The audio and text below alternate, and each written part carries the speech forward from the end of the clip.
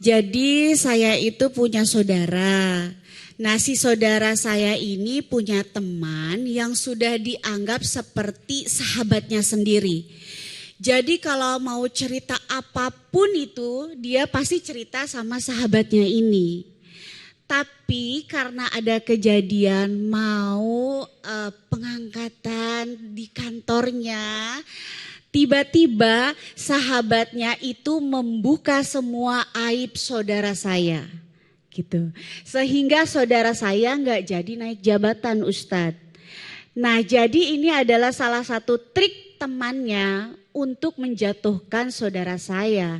Nah, yang mau saya tanyain Ustadz, apa yang seharusnya saudara saya lakukan setelah kejadian ini?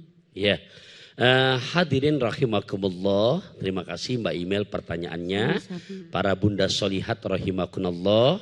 Ya, udah Abdel. Apa yang mesti kita lakukan di saat kita sudah tahu dengan karakter teman kita yang berarti dia nggak suka di mana diri kita untuk karir meningkat dan maju.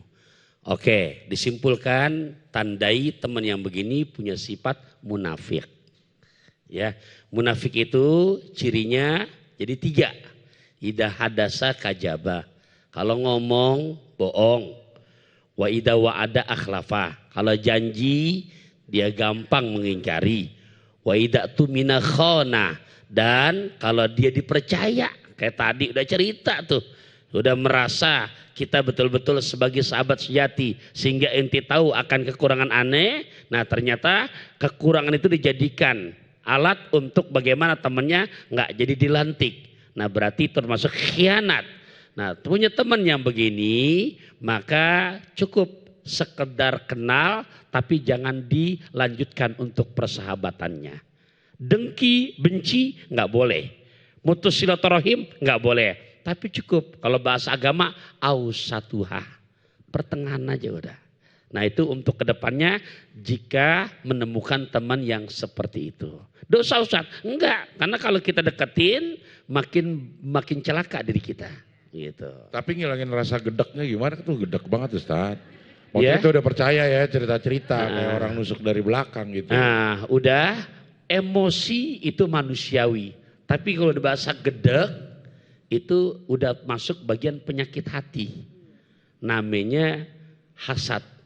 Makanya Al-Quran menyuruh kepada Allah kita berlindung ya, kul a'udzu birabbil falaq min syarri ma khalaq wa min syarri ghasikin idza waqab wa min syarri nafatsati fil 'uqad wa min syarri hasidin. Nah, cara untuk menghilangkan ya hati kita terhadap orang yang kita gedegin, ya udah jangan campur ikut kepada kehidupannya. Upayakan semaksimal mungkin, nggak apa-apa nggak ketemuan. Karena yang nantinya akan jadi nyakitin hati kita, ngotor-ngotorin mulut kita, begitu. Tapi di hati nggak boleh ada kita ketemuan nih tanpa direncanakan. Nah itu jangan sifatnya jadi ya gugeda itu dosa jadi gibah. Dari dengki jadi gibah tuh udah beranak lagi. Nah cukup udah di hati kita aja ya dengan memperbanyak istighfar supaya hati kita nggak tergelincir nilisan berkata-kata yang sifatnya ngotorin hati kita. Kalau dia ngajakin ketemu.